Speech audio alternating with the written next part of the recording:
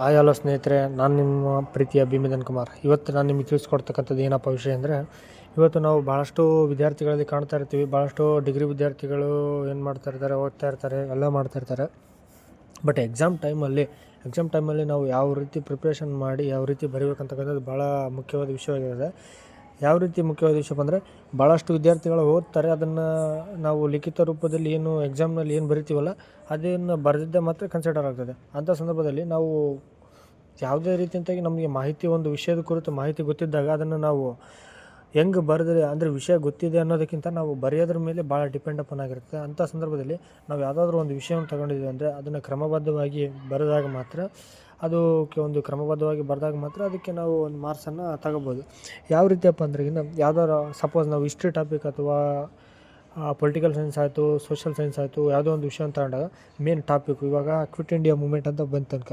Quit India moment ಅಂತ ಬಂದರೆ, quit India moment Bharat ಸ್ವಾತಂತ್ರ್ಯ ಬಗ್ಗೆ ಬರೆದು, ಕ್ವಿಟ್ ಇಂಡಿಯಾ ಮೂಮೆಂಟ್ ಬಗ್ಗೆ ಬರೆದು ಏನಂದರೆ ಒಟ್ಟು ಮಾಹಿತಿಯನ್ನು ಏನು ಕ್ವಿಟ್ ಇಂಡಿಯಾ ಮೂಮೆಂಟ್ ಅಂತ ಏನು ಸ್ಟಾರ್ಟ್ ಮಾಡ್ತಾರೆ ಅಂದರೆ, ಇಲ್ಲಿ ನಾವು ಸಪೋಸ್ ಏನು ತೊಗೊಂಡ್ವಿ, ಕ್ವಿಟ್ ಇಂಡಿಯಾ ಮೂಮೆಂಟ್ ತೊಗೊಂಡಿವಿ, ಕ್ವಿಟ್ ಇಂಡಿಯಾ ಚಳವಳಿಯ ಕುರಿತು ತಗೊಂಡಿದ್ವಿ. ಕ್ವಿಟ್ ಇಂಡಿಯಾ ಚಳವಳಿ ಕುರಿತು ನಾವು ಸ್ಟಾರ್ಟಿಂಗ್ ಮಾಡಿದಾಗ ಇಲ್ಲಿ ಕ್ವಿಟ್ ಇಂಡಿಯಾ ಮೂಮೆಂಟ್ ಏನಿದೆಯಲ್ಲ, ಈ ಕ್ವಿಟ್ ಇಂಡಿಯಾ ಚಳವಳಿ ಕುರಿತು ನಾವೆಲ್ಲ ಸ್ಟಾರ್ಟ್ ಮಾಡಿದಾಗ ಈ ಕ್ವಿಟ್ ಇಂಡಿಯಾ ಚಳವಳಿ ಏನಿದೆಯಲ್ಲ, ಈ ಕ್ವಿಟ್ ಇಂಡಿಯಾ ಚಳವಳಿಗೆ ಅಷ್ಟು ಮಾಹಿತಿಯನ್ನು ಅಂದರೆ ಟೋಟಲ್ ಏನು ಮಾಹಿತಿ ಇದೆಯಲ್ಲ, ಈ ಮಾಹಿತಿಯನ್ನು ನಾವು ಸಪೋಸ್ ಕೆಲವೇ 4ರಿಂದ 5 ಸಾಲುಗಳಲ್ಲಿ ಏನು ಎಕ್ಸ್ಪ್ಲೇನ್ ಮಾಡ್ತೀವಲ್ಲ, ಅಂದರೆ ಸಪೋಸ್ ಇಲ್ಲಿ ನಾವು ಪೀಠಿಕೆ ಅಂತ ಹಾಕಿದ್ವು ಪೀಠಿಕೆ ಅಂತ ಹಾಕಿದರೆ ಇಲ್ಲಿ ಸ್ಟಾರ್ಟ್ ಮಾಡಿ ಅಂದರೆ ಯಾವುದು ಪೇಜ್ ಸ್ಟಾರ್ಟಿಂಗಲ್ಲಿ ಸ್ಟಾರ್ಟ್ ಮಾಡಿ, ಅಂದರೆ ಇಲ್ಲಿ ಏನು ನಾವು ಇದು ಹಾಕಿರ್ತೀವಲ್ಲ ಪೀಠಿಕೆ ಅಂತ ಬರೆದ ತಕ್ಷಣ ಇಲ್ಲಿ ಕಮ್ಮ ಇಡ್ಬೋದು, ಇಲ್ಲ ಹಂಗೆ ಇಟ್ಟು ಇಲ್ಲಿ ಇದೇನು 2 ಡಾಟ್ಸ್ ಇಟ್ಟು ಒಂದು ಲೈನ್ ಎಳೆದು ಇಲ್ಲಿ ಸ್ಟಾರ್ಟ್ ಮಾಡಿ, ಸಪೋಸ್ ಒಂದು 4 ಲೈನ್ ಅಂದರೆ ಇಲ್ಲಿಗೆ ಎಂಡ್ ಮಾಡ್ಬೋದು, ಇಲ್ಲ ಜಾಸ್ತಿನೇ ಬರ್ಬೋದು.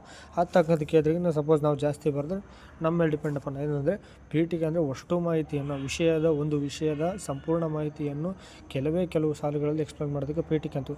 ತದನಂತರ ಮುಖ್ಯವಾದ ಲಕ್ಷಣಗಳನ್ನು ಎಕ್ಸ್ಪ್ಲೇನ್ ಮಾಡ್ಬೋದು. ಅದರ ಇಲ್ಲ ಪ್ರಮುಖ ಅಂಶಗಳನ್ನು ಇದರಲ್ಲಿ ಕ್ವಿಟ್ ಇಂಡಿಯಾ ಮೂಮೆಂಟಲ್ಲಿ ಲಕ್ಷಣಗಳು ಪ್ರಮುಖ ಅಂಶಗಳು ಬರ್ತವೆ. ಗಾಂಧೀಜಿಯವರ ಭಾಷಣ ಆಗಿರ್ಬೋದು, ಗಾಂಧೀಜಿಯವರು ಕ್ವಿಟ್ ಇಂಡಿಯಾ ಮೂಮೆಂಟಲ್ಲಿ ಸಮಯದಲ್ಲಿ ಭಾರತ ಬಿಟ್ಟು ಚಲಿಗೆ ಮಾಡು ಇಲ್ಲವೇ ಮಡಿ ಅಂತ ಕರೆ ಕೊಡ್ತಾರೆ. ಅಂತಹ ಪ್ರಮುಖ ಅಂಶಗಳನ್ನು ನಾವು ಇಲ್ಲಿ ಸೇರಿಸ್ಬೇಕು. ಆ ಸೇರಿಸಿದ ಅಂಶಗಳನ್ನು ಮತ್ತೆ ವಿವರಣೆ ಅಂತ ಹಾಕ್ಬೇಕು. ಪ್ರಮುಖ ಅಂಶಗಳು ಬರಿಬೇಕು. ಆದಮೇಲೆ ಇಲ್ಲಿ ಪ್ರಮುಖ ಅಂಶಗಳು ಬರಿತೀವಿ. ಪ್ರಮುಖ ಅಂಶಗಳಾದಮೇಲೆ ತದನಂತರ ಅವುಗಳನ್ನು ಎಕ್ಸ್ಪ್ಲೇನ್ ಮಾಡಬೇಕು. ಪ್ರಮುಖ ಅಂಶಗಳಂತ ಹಾಕಿ ಅವ್ರನ್ನೆಲ್ಲ ಬರೆದು 1 2 3 ಈ ಥರ ಸಪೋಸ್ ಬರ್ಕೊಂಡು ತದನಂತರ ವಿವರಣೆ ಅಂತ ಹಾಕಿ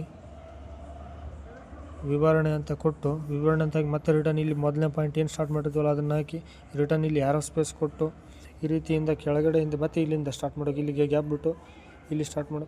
ಸಪೋಸ್ ನಾವು ಇಲ್ಲಿ ಏನು ಮಾಡ್ಬೇಕಂದ್ರೆ ಈ ರೀತಿಯಾಗಿ ನಾವು ಸ್ಟಾರ್ಟ್ ಮಾಡೋದ್ರಿಂದ ಆ ಥರನ ನಾವು ಕಣ್ಣಿಗೆ ಏನು ಅಂದರೆ ನಮ್ಮ ಪೇಪರ್ ಯಾರು ವ್ಯಾಲ್ಯೂಯೇಟ್ ಮಾಡ್ತಾರಲ್ಲ ಅವ್ರ ಕಣ್ಣಿಗೆ ನಾವು ಯಾವ ರೀತಿ ಕಾಣಬೇಕಂದ್ರೆ, ನಮ್ಮ ಪೇಪರ್ ಏನು ಮಾಡಬೇಕು, ಈಕ್ವಾಲಿಟಿ ಅಲ್ಲಿ ಮಾಹಿತಿ ಇರದೇ ಇರಲಿ ಬಟ್ ರಿಲೇಟೆಡ್ ಬರೆದ್ರೂ ಕೂಡ ಡಿಗ್ರಿಯಲ್ಲಿ ಪಾಸಾಗೋಷ್ಟು ಭಾಳ ಇರುತ್ತೆ ಸ್ನೇಹಿತರೆ. ನಾನು ಕೂಡ ಡಿಗ್ರಿ ನನ್ನ ಬರೆದ ಪೇಪರಲ್ಲಿ ಎಲ್ಲ ಮೆಥಡ್ ನಾನು ಚೆಕ್ ಮಾಡ್ಕೊಂಡಿರೋದು ಹೇಗಪ್ಪ ಅಂದ್ರೆ, ನಾನು ಭಾಳಷ್ಟು ಕಡೆ ಎಲ್ಲ ಹಿಸ್ಟ್ರಿ ಆಯಿತು, ನಾನು ಆಫ್ಟರ್ನೂನ್ ಸ್ಟೂಡೆಂಟ್ ಆಗಿರೋದ್ರಿಂದ ನಾನು ಹಿಸ್ಟ್ರಿ ಅವೆಲ್ಲ ಬರಿಬೇಕಾದ್ರೆ ಮೇನ್ ಅಂಶಗಳು ಏನಿರುತ್ತೆ, ಪೀಠಿಕೆ ಏನಿರ್ತದೆ, ಈ ಥರ ನಾವು ಎಕ್ಸ್ಪ್ಲೇನ್ ಮಾಡ್ಕೊಂಡು ಹೋಗೋದ್ರಿಂದ ಭಾಳಷ್ಟು ಅನುಕೂಲ ಆಗ್ತದೆ. ಆವಾಗ ಅನುಕೂಲ ಆಗೋದಂದರೆ ನಾವು ಏನು ಮಾಹಿತಿ ಬರೆದಿರ್ತೀವಲ್ಲ ಆ ಮಾಹಿತಿಗೆ ಅನುಗುಣವಾಗಿ, ಅಂದರೆ ಪೀಠಿಕೆ ಬರೆದಿರ್ತೀವಿ, ತದನಂತರ ಪ್ರಮುಖ ಅಂಶಗಳನ್ನು ಬರೆದಿರ್ತೀವಿ, ವಿವರಣೆ ಬರಿತೀವಿ. ಅಲ್ಲಿ ಏನು ನಾವು ವ್ಯಾಲ್ಯೂಯೇಷನ್ ಮಾಡೋರಿಗೆ ಕಣ್ಣಿಗೆ ಏನು ಯಾವ ರೀತಿ ಕಾಣ್ತದೆ ಅಂದರೆ, ಅಲ್ಲಿ ಅಷ್ಟು ನಾವು ಬರೆದಿರ್ತಕ್ಕಂಥ 3-4 ಪೇಜ್ಗಳನ್ನು ಅವರು ಓದೋ ಕೆಪಾಸಿಟಿ ಅವ್ರಿಗಿರಲ್ಲ ಸ್ನೇಹಿತರೆ. ಆ ಟೈಮಲ್ಲಿ ಏನು ಮಾಡ್ತಾರೆ ಅಂದರೆ, ನಾವು ಬರೆದಿರ್ತಕ್ಕಂಥ ಮೇನ್ ಪಾಯಿಂಟ್ಸ್ನ ಹುಡುಗಕ್ಕೆ ನೋಡ್ತಾರೆ. ಅಂದರೆ ಒಬ್ಬ ವಿದ್ಯಾರ್ಥಿ ಯಾವ ರೀತಿಯಾಗಿ ನಾವು ಅಲ್ಲಿ ಬರೆದಿದ್ದಾನೆ ಅಂತಕ್ಕಂಥದ್ದು ಅವನ ಕೌಶಲ್ಯಗಳು ನೋಡ್ತಾರೆ. ಯಾವುದೇ ಒಬ್ಬ ವಿದ್ಯಾರ್ಥಿ ಅವರು ಸಂಪೂರ್ಣ ಏನು ಬುಕ್ಲೆಟನ್ನು ಚೆಕ್ ಮಾಡ್ತಾರೆ ಅಂತ ಹೇಳೋಕ್ಕಾಗಲ್ಲ. ಆ ಟೈಮಲ್ಲಿ ನಾವೇನು ಮಾಡಬೇಕಪ್ಪ ಅಂದರೆ, simple and short and sweet ಆಗಿ ಆನ್ಸರ್ ಬರೆಯೋದ್ರಿಂದ ಒಂದು ಬೇಸಿಕಲಿ ಒಂದು ಮೆಥಡ್ ಮೂಲಕ ನಾವು ಆನ್ಸರ್ ಬರೆಯೋದ್ರಿಂದ ವ್ಯಾಲ್ಯೂಯೇಟರ್ ಕಣ್ಣಿಗೆ ಭಾಳ ಬೀಳ್ತೀವಿ. ಆದರೆ ಆ ಮೂಲಕ ಅವ್ರು ಏನಾಗ್ತಾರೆ, ಪಾಯಿಂಟ್ಸ್ ಎಲ್ಲ ನಾವು ಕರೆಕ್ಟಾಗಿ ಬರೆದಿದ್ವಿ ಅನ್ನೋಕೆ ಆಟೋಮೆಟಿಕ್ಲಿ ಇಲ್ಲಿ 10 ಮಾರ್ಕ್ಸ್ ಕ್ವಶನ್ ಇತ್ತು ಅಂದರೆ ಅಲ್ಲಿ ಏನಿಲ್ಲ ಅಂದರೆ ಒಂದು 5 ಮಾರ್ಕ್ಸ್ ಕೊಟ್ಬಿಡ್ತಾನೆ. ಇನ್ನು 5 ಮಾರ್ಕ್ಸ್ ಏನು ಮಾಡ್ತಾನೆ ಅಂದರೆ ಎಕ್ಸ್ಪ್ಲೇನ್ ನೋಡ್ತಾನೆ. ಎಕ್ಸ್ಪ್ಲೇನ್ ನೋಡಿದರೆ ಒಂದು 7-8 ಪ್ರಾಬಬಲಿ ಎಲ್ಲರಿಗೂ ಔಟ್ ಆಫ್ 10ಕ್ಕೆ 10 ಕೊಡೋಕ್ಕೆ ಭಾಳ ಜನ 10ಕ್ಕೆ 10 ಕೊಡೋಲ್ಲ.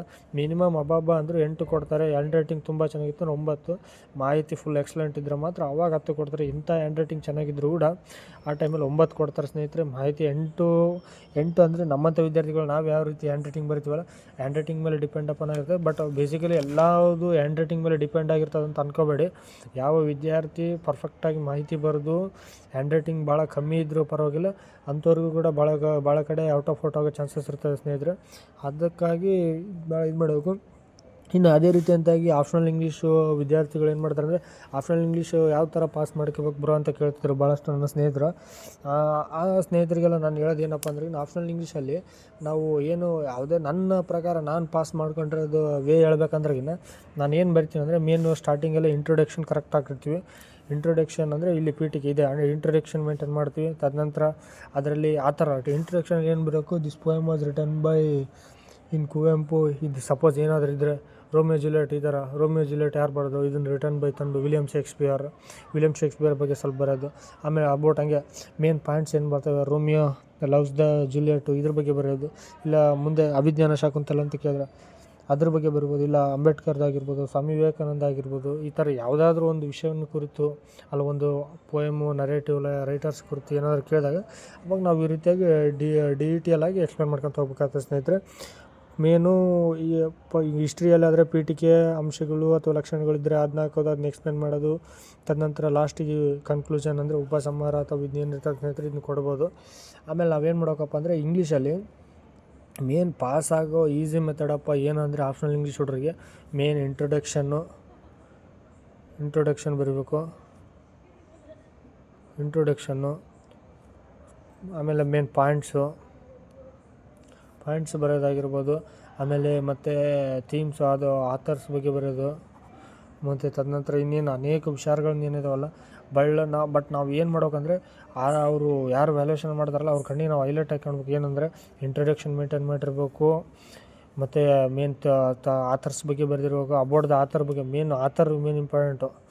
ಆಥರು ಅಲ್ಲಿ ಏನು ಇಂಪಾರ್ಟೆಂಟ್, ಕವಿಗಳು ಏನು ಇಂಪಾರ್ಟೆಂಟ್ ಅಂದರೆ, ಈ ಲೆಸನ್ ಅಥವಾ ನರೇಟಿವ್ ಪ್ಲೇ ಆಯಿತು, ಸ್ಟೋರಿ ಆಯಿತು, ಡ್ರಾಮಾ ಆಯಿತು, ಈ ಥರ ಏನು ಬರೆದಿರ್ತಲ್ಲ ಆ ಥರ ಬರೆದಿರ್ತಾರೆ. ಆ ಟೈಮಲ್ಲಿ ಆಥರ್ ಬಗ್ಗೆ ಬರೆದು ಆಥರ್ನ ಆಥರ್ ಆಗತ್ತಲೇ ಆಟೋಮೆಟಿಕ್ಲಿ ನಾವು ಪೋಯಮ್ ಅಥವಾ ಏನು ಪ್ಲೇ ಅಥವಾ ಡ್ರಾಮಾ ಏನಿರ್ತದಲ್ಲ ಅದ್ರ ಬಗ್ಗೆ ಕುರಿತು ಡೀಟೇಲಾಗಿ ಎಕ್ಸ್ಪ್ಲೇನ್ ಮಾಡ್ಕೊತ ಹೋಗಿ ಸ್ನೇಹಿತರೆ. ಫೈನಲಿ ಕನ್ಕ್ಲೂಷನ್ ಏನಿದೆ ಆ ಕನ್ಕ್ಲೂಷನ್ನ ಕ್ಲಾರಿಟಿ ಮಾಡಿ ಬರಬೇಕಂದ್ರೆ, ಸ್ಟಾರ್ಟಿಂಗಲ್ಲಿ ಇಂಟ್ರೊಡಕ್ಷನ್ ಬರೆದಿರ್ತೀರ, ಮಿಡ್ಲಲ್ಲಿ second point author, and third point is explain, and fourth one is conclusion. Finally ಬೋತಾಗಿ ಕನ್ಕ್ಲೂಷನ್ ಮಾಡೋದ್ರಿಗಿನ ಇಂಗ್ಲೀಷಲ್ಲಿ ಸುಮಾರು ಹಿಸ್ಟ್ರಿ ಆ ಥರ ಸಬ್ಜೆಕ್ಟ್ ಸಿಗಾದರೆ 5 ಮಾರ್ಕ್ಸ್ಗೆ ಮಿನಿಮಮ್ ಏನಿಲ್ಲ ಅಂದರೂ 2 ಪೇಜಸ್ ಬರೀಬೇಕು. 2 or 1.5 ಪೇಜು 1/2 ಈ ಥರ. ಇಲ್ಲ 5 ಮಾರ್ಕ್ಸ್ಗಂದರೆ ಮಿನಿಮಮ್ ಇವಾಗ NEP ಸಿಲೆಬಸ್ ಇರೋದ್ರಿಂದ 2 ಗಂಟೆ ಟೈಮ್ ಇರುತ್ತೆ. 2 ಗಂಟೆ ಟೈಮಲ್ಲಿ ನಾವು ಯಾವ ರೀತಿ ಎಕ್ಸಾಮನ್ನು ಪ್ರಿಪೇರ್ ಮಾಡ್ಕೋಬೇಕು ಅಂದರೆ, ಎಕ್ಸಾಮ್ ಹಾಲಲ್ಲಿ ಟೈಮ್ ಸೇವ್ ಮಾಡೋದು ಭಾಳ ಇಂಪಾರ್ಟೆಂಟ್ ಆಗಿರುತ್ತೆ ಸ್ನೇಹಿತರೆ. ಟೈಮ್ ನಾವು 10 ಮಾರ್ಕ್ಸ್ ಬಿಫೋರ್ ನಮ್ಮ ಓನ್ ಪ್ಲಾನಿಂಗ್ ಇರಬೇಕು. 10 ಮಾರ್ಕ್ಸ್ ಕ್ವಶನ್ಗೆ ಎಷ್ಟು ಟೈಮಿಂಗ್ ಕೊಡಬೇಕು, 5 ಮಾರ್ಕ್ಸ್ಗಾಗಿರ್ಬೋದು, 1 ಮಾರ್ಕ್ಸ್ ಆಗಿರ್ಬೋದು. ಇಷ್ಟೇ ಮೆಥಡ್ ಅಲ್ವಾ ಇರೋದು ಸ್ನೇಹಿತರೆ. 5 ಮಾರ್ಕ್ಸ್ಗೆ ಎಷ್ಟು, 10 ಮಾರ್ಕ್ಸ್ಗೆ ಎಷ್ಟು ಟೈಮ್ ಕೊಡಬೇಕು, 5 ಮಾರ್ಕ್ಸ್ಗೆ ಎಷ್ಟು ಟೈಮ್ ಕೊಡಬೇಕು, ಈ ಥರ ಡಿವೈಡ್ ಮಾಡಿಕೊಂಡು ನಿಮ್ಮದೇ ಆದಂಥ ಓನ್ ಪ್ಲ್ಯಾನಿಂಗಲ್ಲಿ ಮತ್ತು ನಿಮ್ಮ ಹ್ಯಾಂಡ್ ರೈಟಿಂಗ್ ಸ್ಪೀಡ್ ಮೇಲೆ ಡಿಪೆಂಡ್ ಅಪಾನ್ ಆಗಿ ಈ ಪ್ಲ್ಯಾನಿಂಗನ್ನು ಮಾಡಿಕೊಂಡು ನಾವು ಎಕ್ಸಾಮಲ್ಲಿ ಭಾಳ ಸಕ್ಸಸ್ ಹಾಕ್ಕೊಳ್ಬೋದು.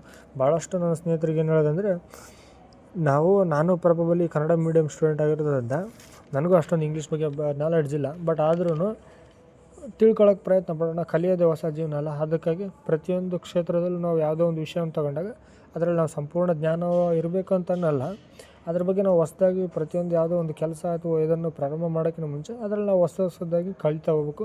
ನಾವು ಲರ್ನಿಂಗೇ ಲೈಫ್ ಅಲ್ವಾ, ಜೀವನನೇ ಕಲಿಯೋಕ್ಕಾಗಿರೋದು. ಅದಕ್ಕಾಗಿ ನಾವು ಕಲಿತಾ ಇರಬೇಕು. ಯಾವುದೇ ಒಂದು ವಿಷಯವನ್ನಾಗಲಿ ನಾವು ಆಗೋದೆಲ್ಲ ಒಳ್ಳೆಯದಕ್ಕೆ ಅನ್ನೋ ರೀತಿ ಕಲ್ತ್ಕೊತ ಹೋಗಬೇಕು. ಇದು ನಮ್ಮ ಇದಾಗಿರ್ತದೆ. ತದನಂತರ ಈ ರೀತಿಯಾಗಿ ಮೇನ್ ಪಾಯಿಂಟ್ಸ್ ಎಲ್ಲ ಬರೆಯೋದೇ ಕೊಡ ಸ್ನೇಹಿತರೆ. ಮತ್ತು ಇವೆಲ್ಲ ಪಾಯಿಂಟ್ಸ್ ಬರೆದಾದ್ಮೇಲೆ ನಾವು ಏನು ಬರೆದಿರ್ತೀವಲ್ಲ, ಬರೆದಿರೋದಕ್ಕೆ ಸಮಯ ಇದ್ದರೆ ಅಂಡರ್ಲೈನ್ ಈ ಥರ ಏನಿರುತ್ತಲ್ಲ ಎಕ್ಸೆಟ್ರಾ ಮಾಡಿ. ಇಲ್ಲ ಅಂದರೆ ಮೇನಾಗಿ ನಾವು ಯಾವ ರೀತಿ ನಮ್ಮ ಬುಕ್ಲೆಟ್ ಆನ್ಸರ್ ಶೀಟ್ನ ಮೇಂಟೈನ್ ಮಾಡ್ತೀವೋ ಅದ್ರ ಮೇಲೆ ಡಿಪೆಂಡ್ ಅಪಾನ್ ಆಗಿರ್ತದೆ ಸ್ನೇಹಿತರೆ. ಮತ್ತು ಬರೆಯೋ ಟೈಮಲ್ಲಿ ಸ್ಪೆಲ್ಲಿಂಗ್ ಮಿಸ್ಟೇಕ್ ಆಗಿರ್ಬೋದು, ಹ್ಯಾಂಡ್ ರೈಟಿಂಗ್ ಆಗಿರ್ಬೋದು, ಇದ್ರ ಮೇಲೆ ಗಮನ ಇರಲಿ ಅಂತ ಹೇಳ್ತಾ ನಾನು ಈ ಚಿಕ್ಕ ವಿಡಿಯೋನ ಮುಗಿಸ್ತಾ ಇದ್ದೀನಿ. Thank you one and all.